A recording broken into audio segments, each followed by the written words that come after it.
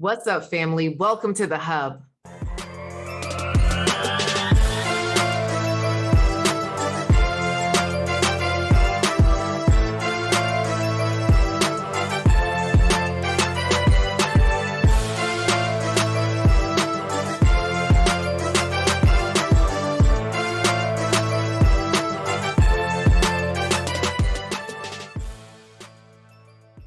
So today I have another letter. Listen, keep these letters coming. Okay, so Dionna from Brooklyn wrote to me, and I'm going to share with you what she said. Okay, and if you want some feedback, send me a letter.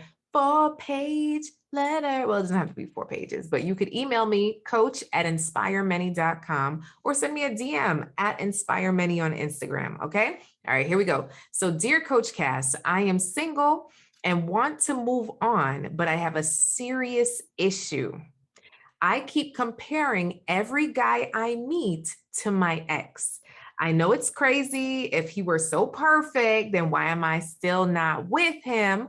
For some reason, whenever I meet a guy, I forget all the horrible things my ex put me through, and I start making comparisons internally. It's so bad that I actually zone out when in conversation. My ex is not the one, but I can't seem to shake the memory of him. Please help me move on. I'm stuck. Signed, Dionna from Brooklyn. Oh my goodness, Dionna, my heart goes out to you. Oh my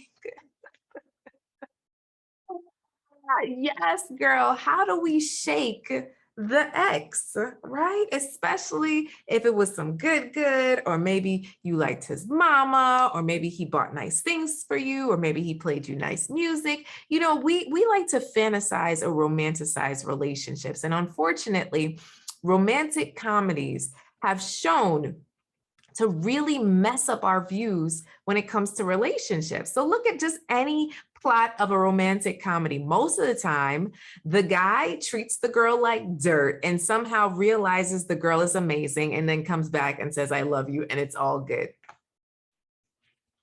What is that? What is that? That's dysfunction. That's not okay. So what I invite you to do, Dionna, is to take a look at the relationship that you were in, right? And take it back to, what was that? Was it Why Did I Get Married To? I think so. One of those movies. Write a pros and a cons list, okay? What were all the things you loved about this person, and what were all the things you didn't like, right? And if that cons list ends up being really short, I want you to go back and think to yourself, did I find myself crying the majority of the time? And sometimes you have to call a friend, phone a friend that was actually there for those tears, right? To remind you of what you've been through, okay? So we don't realize how sad we were because we keep immortalizing those few fleeting happy moments that we forget the time when he messed up, when he was abusive, when he was evil, when he wasn't nice, when all of the things were happening that were not good for you. So I invite you to take the time to journal about it. Journal about it. I want you to journal about all the good times and all the bad times, right? And then also I want you to journal about, why did you decide to let him go? Looks like another love TKO. You said he's not the one. Why is he not the one?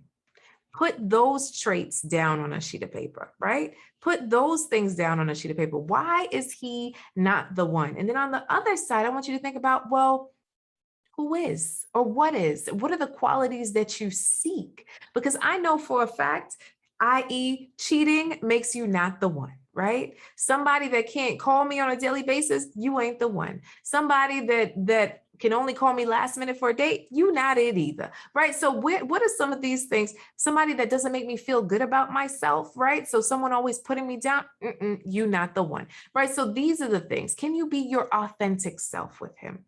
Do you feel safe and secure with him? Can you trust him? And more than likely, the answer to those 3 questions is no, baby, we're gonna have to let it go. So it could be a short list that you leave by your mirror that says, he ain't the one and here is why. And then here's what I'm seeking. Here's what I'm looking for when it comes to a true relationship that gets me excited, right? That gets me looking forward to, that I can definitely say, you know what, this is it. So, what I invite you to do when you go on a date or before you go on a date, review that list of why so and so ain't the one and what it is that you're truly looking for. And then play some happy music. I want to dance with somebody.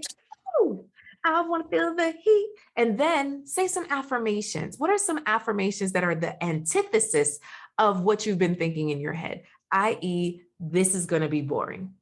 I'm going to have a great time on this date. I can't connect with this person. I'm going to connect with someone amazing, right? And choose to be present. If you see yourself zoning out, tune back in, right? Tune yourself back in and say, okay, is there a reason why I'm zoning out? Is this person boring or am I just not giving them a chance? Think about your overall goals when it comes to love. What is your overall goal when it comes to love? Is it to have an amazing relationship, right? We already know past guy wasn't it. So we want an amazing relationship that starts with great conversation. So I hope some of this quick tips was helpful for you. If you need some more help and you're listening and you're like, Coach Cass, help me. Listen, I have a whole community. But first, we have to talk to see if it's the right fit for you, right?